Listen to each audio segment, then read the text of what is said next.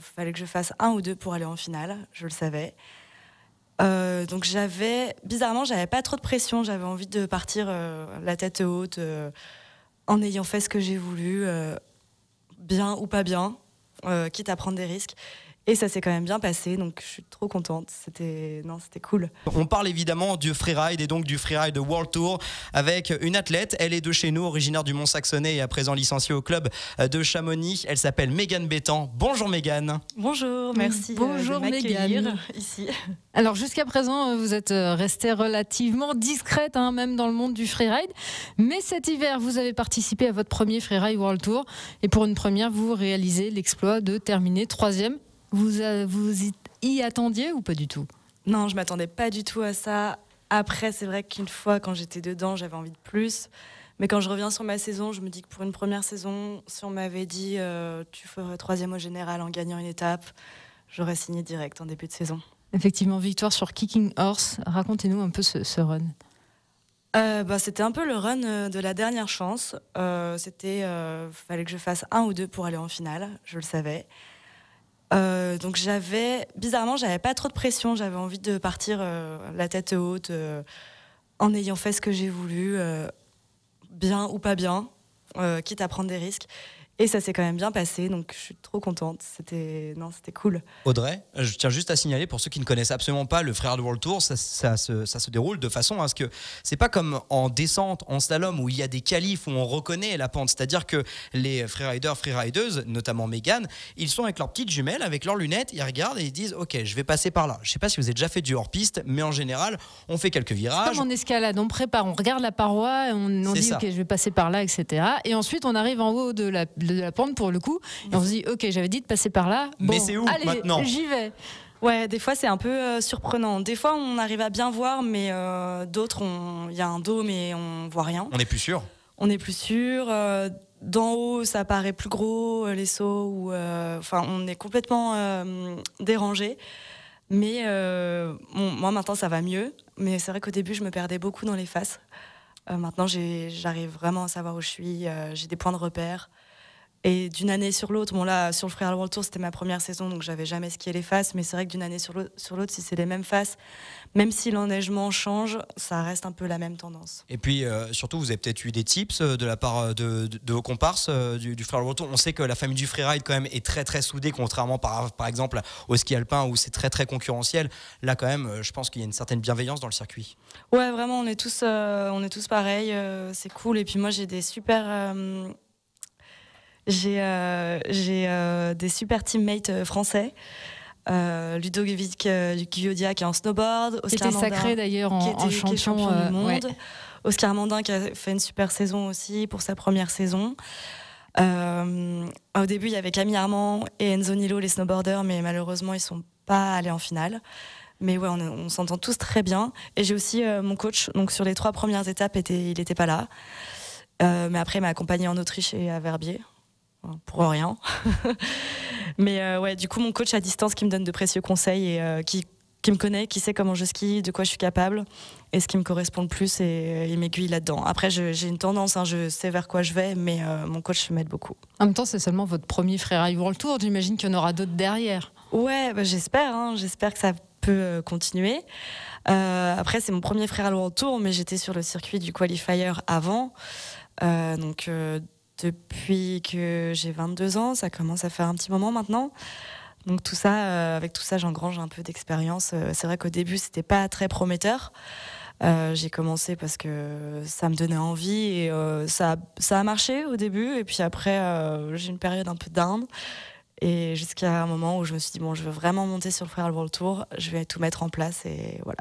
Justement, Mégane Bettan, on va revenir un petit peu en arrière parce que bon, vous avez fait cette année le Freeride World Tour, mais vous êtes donc originaire du Mont-Saxonnais, François l'a dit. On peut pas dire que c'est un spot où le freeride a sa place. Comment vous avez fait pour percer justement ? Le massif du Pargy, c'est génial. Qualité d'enneigement dedans. Face, col de l'Ocrena. Non, c'est vrai que le Mont-Saxonnais, non, c'est pas réputé pour le freeride. Après, il y a des trucs sympas à faire, c'est cool, mais non, j'ai commencé en faisant du ski alpin à Mont-Saxonnais, ski club du Mont-Saxonnais. Et c'est vrai que j'étais pas trop dedans, quoi. J'aimais pas trop.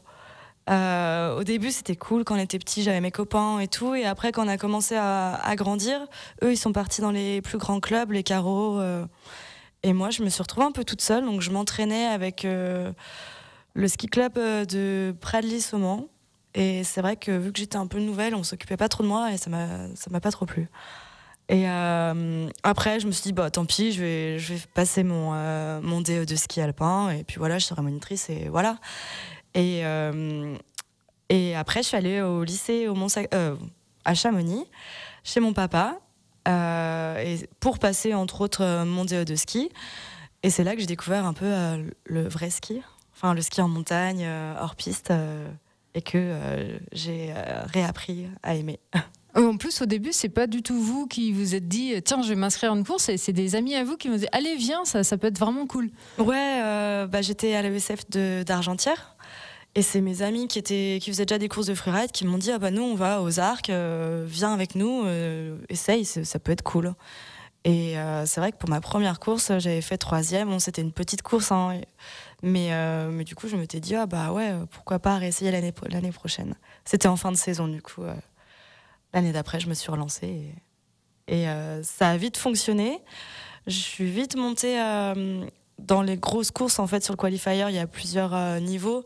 Ça va de la première étoile à la 4 étoiles. La 4 étoiles, c'est la course où on marque le plus de points. Donc c'est là où on a plus de chances de se qualifier pour le Freeride World Tour après. Et donc je suis vite montée sur les 4 étoiles jusqu'à après redescendre parce que j'étais à l'école et que j'étudiais. J'avais pas le temps de m'entraîner. Aussi, mes temps libres pendant les vacances, je travaillais en tant que monitrice et voilà.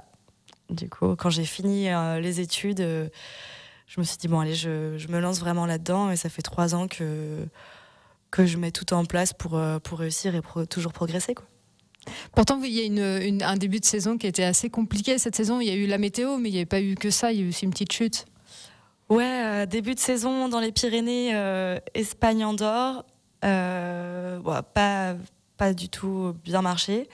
En Espagne, j'étais bien partie et puis je tombe.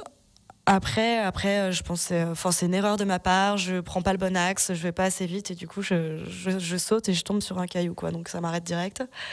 Après, malheureusement, donc la météo nous a pas aidés. Le matin, il y a un ouvreur qui passe pour qu'on puisse regarder comment sont les conditions de neige et il fait partir une petite plaque en plein dans une ligne et du coup, on était quand même beaucoup à vouloir aller dans cet axe et on a été beaucoup à devoir changer de ligne au dernier moment, 1 heure avant de monter, alors que d'habitude on met 1 ou 2 jours pour repérer, enfin ça dépend. Du coup un peu compliqué l'Espagne. Voilà ce qui se passe quand les Alpins vont dans les Pyrénées, hein. La première fois dans les Pyrénées, c'était très cool. Ah non, j'étais allée en Andorre une fois, pardon. Et donc ensuite, après l'Amérique du Nord, et qui a fait énormément de bien. Ouais, là, après, du coup, il y a eu l'Andorre où je fais pas du tout mon ski parce que j'étais hyper stressée. Je savais que si je tombais que c'était fini, et que je pouvais retourner sur le qualifier. Donc j'ai fait un run. Je n'avais même pas regardé tellement j'ai honte. Je suis arrivée en bas sur mes pieds, mais vraiment, c'était pas glorieux. Et après, du coup, il y a eu une petite trêve, donc retour à la maison 2 semaines et avant de repartir au Canada où c'était le Graal. La petite victoire sur Kicking Horse. Et puis pareil, une fin de saison qui a été aussi compliquée, la finale de Verbier annulée, j'imagine, la frustration pour tout le monde. Ouais, la frustration, Verbier, c'est vraiment une phase mythique. Je pense que c'est vraiment du pur freeride. Personnellement, c'est le pourquoi du comment je suis ici, parce que quand je voyais mes copains skier ici, c'était incroyable. Les légendes, Aurélien Ducrot de Chamonix, qui a gagné, je pense, 4 fois Verbier. C'est ça. Recordman. Voilà, Recordman. Ouais, c'est Michaud aussi. Enfin, il y en a tellement qui ont sacré évidemment ce bec des Rosses de Verbier que ça fait rêver. On a envie de la faire, quoi. Ouais, on a vraiment envie de la faire. Ça fait peur, mais on a envie de la faire. En plus, vous aviez quelque chose à jouer. Ouais, j'avais quelque chose à jouer. En fait, on avait chez les filles, là, on n'était plus que 5. On avait toutes quelque chose à jouer. Je pense que même si la 5e gagnait, en fonction du classement des autres, elle pouvait remporter le titre de championne du monde. Bon, la bonne nouvelle, c'est que du coup, vous faites 3 à la fin de la saison et que du coup, le Freeride World Tour 2024 se fera normalement, sauf si vous le décidez avec vous, bien évidemment. Donc, Bec des Rosses sera pour vous en 2024. Ouais, après, il y a toujours cette histoire de cut de finale qu'il faut passer, mais le bec des roches, je veux le rider, donc je vais tout faire pour y aller. Megan Bettan est notre invitée évidemment dans cette matinale des Super Leftos pour cette semaine des athlètes où on débriefe un peu les différentes saisons des différentes disciplines du ski français. Là aujourd'hui on parle donc de Freeride World Tour. Elle a signé une 3e place au classement général pour sa première année de participation au Freeride World Tour. Elle est notre invitée jusqu'à 9h30. À tout de suite ça. Une semaine des athlètes où on retrouvera aussi en parlant de freestyle, Tess Le 2, ce sera mercredi dans la famille Radio Mont Blanc. Vous savez, la Plagnarde a 21 ans qui a été encore une nouvelle fois championne de Big Air. Là, on parle de freestyle, mais avec de la poudreuse. C'est ce que l'on appelle du freeride, se lancer dans des énormes barres rocheuses en alliant style, vitesse, évidemment, et puis choix de la ligne. Là est toute la difficulté du freeride. Le Freeride World Tour a été très très beau cette année et avec notre Française Megan Bettan, originaire du Mont-Saxe, à présent du côté de Chamonix pour cette deuxième partie d'interview avec toi, Audrey Bourdier. Megan Bettan qui est donc arrivée 3e pour sa première participation au Freeride World Tour. Alors il y a énormément de Français qui se distinguent dans le freeride. Il y a eu Victor Delerue, Léo Slémet, Marion Herty, on parlait d'Aurélien Ducrot. Cette année, c'est Ludovic Guillaudia qui a été sacré champion en snow. Est-ce qu'il y a une école française du freeride ? Et non, malheureusement, il n'y a pas de fédération. On est assez autonome. C'est nous qui trouvons nos propres structures, qui nous entraînons tout seuls.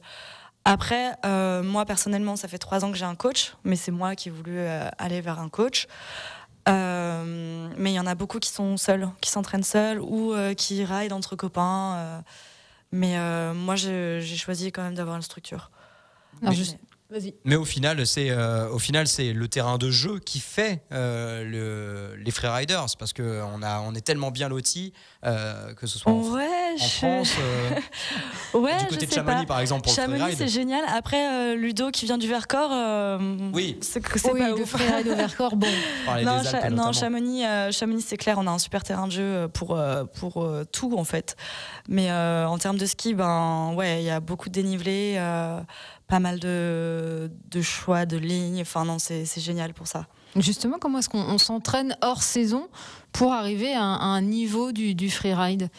Personnellement, moi j'ai une petite préparation physique dans l'été et à l'automne. Avant d'attaquer le ski, l'automne, je fais quelques journées sur les glaciers. Et après, mi-décembre, j'attaque à fond le ski. Mais beaucoup de préparation physique. C'est un peu... moi, j'aime bien être en montagne, donc ça passe pas mal par du trail, du vélo. Après, il y a un petit peu de salle de musculation aussi. Et voilà, mais en fait... quand j'ai du temps libre, j'adore m'entraîner, donc c'est trop bien. C'est pas juste du feeling, c'est vraiment une prépa. Encore une fois, pour ceux qui ne connaissent pas le Freeride World Tour, c'est vraiment une phase de A à Z où il faut ne pas s'arrêter, il faut enchaîner quand même les drops sur des faces et ça peut vite faire mal aux jambes. En faire une, c'est une chose, les enchaîner, c'en est une autre. Audrey, on continue et même peut-être on va conclure avec son quotidien à Megan, parce que tu es monitrice, c'est ça ? Ouais. Je suis monitrice et l'été, je travaille à l'Aiguille du Midi, donc ça fait 5 saisons que je fais ça. Ça me permet d'avoir du temps libre pour m'entraîner, le printemps, automne. Et voilà, je verrai si je peux ne pas travailler, si je peux avoir l'opportunité de ne pas travailler cet été.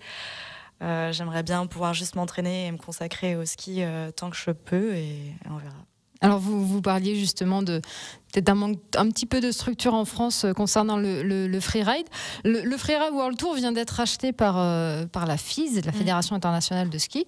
Est-ce que derrière ça veut dire plus de moyens, ça veut dire plus de structure, peut-être aussi du freeride aux Jeux Olympiques de 2026, on ne sait pas.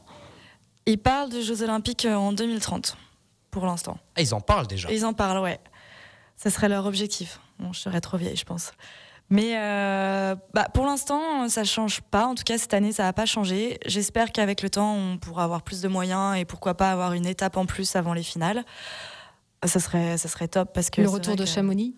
Ah, ça serait trop bien. Ils aimeraient faire une étape en France parce que c'est vrai qu'il y a beaucoup de participants en France et un public français, des athlètes français. Après, c'est une question de moyens. Donc peut-être qu'avec la FIS, on aura plus de moyens et ça peut développer des choses. J'espère que ça ira vers le positif. On verra. Mais ça va prendre quelques années à se mettre en place, je pense. Affaire à suivre. Ah ouais, on verra. Merci beaucoup Mégane d'être venue chez nous ce matin pour parler un petit peu de cette magnifique saison, première saison sur le Freeride World Tour, 3e place. On a hâte d'être déjà l'année prochaine pour voir l'évolution de tout ça. En tout cas, bonne intersaison, bonne préparation physique. Merci beaucoup. Et bonnes vacances. Pression. Ouais. Merci beaucoup. La semaine des athlètes, c'est pas fini sur Radio Mont-Blanc. Aujourd'hui, donc, nous avions Mégane Bétan. Cet après-midi, nous parlerons de biathlon et de jeunes retraités. Exactement, Anaïs Chevalier-Boucher qui viendra nous faire un petit coucou. Allez, ce sera donc dans la famille Radio Mont-Blanc. Rendez-vous ce soir parce que oui, le ski, c'est dans toute sa largeur, comme le disait si bien Rancho, Jules Chapaz, Mégane Bétan et donc Anaïs Chevalier-Boucher ce soir.